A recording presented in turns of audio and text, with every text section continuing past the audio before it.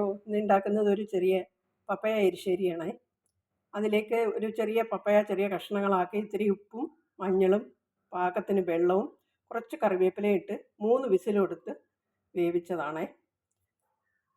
അതൊന്ന് മിക്സ് ചെയ്ത് കൊടുക്കാം.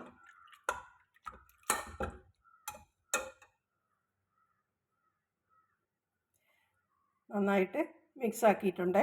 അതിലേക്കൊരു 1/2 കപ്പ് തേങ്ങയും 2 ഉണങ്ങിയ മുളകും 2 കഷ്ണം ചെറിയ ഉള്ളിയും കുറച്ച് ജീരകവും ഇത്തിരി കറിവേപ്പിലയും കൂടി ചേർത്ത് അരച്ചെടുത്തതാണ്.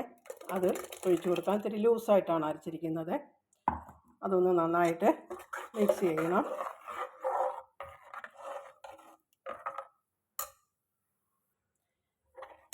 അരച്ചത് നന്നായിട്ട് മിക്സായിട്ടുണ്ട്. ഇതൊന്ന് തിളച്ച് വരണം. കറി നന്നായി തിളച്ചിട്ടുണ്ട്.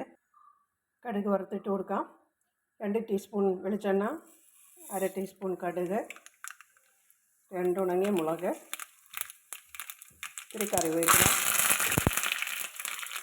2-3 ചെറിയ ഉള്ളി ചെറിയ കഷ്ണങ്ങളാക്കിയത്,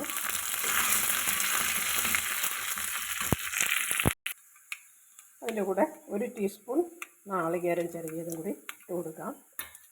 എരിശ്ശേരിക്ക് സാധാരണ നാളികേരം വറുത്തിട്ട് കൊടുക്കാറുണ്ട്.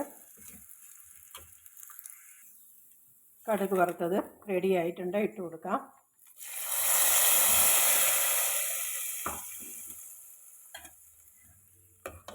നല്ലൊരു പപ്പയ എരിശ്ശേരി റെഡി ആയിട്ടുണ്ട്. നിങ്ങൾ ഉണ്ടാക്കി നോക്കണം. നിങ്ങൾക്ക് ഇഷ്ടപ്പെട്ടാൽ ലൈക്ക് ചെയ്യാനും സബ്സ്ക്രൈബ് ചെയ്യാനും മറക്കല്ലേ. Thank you.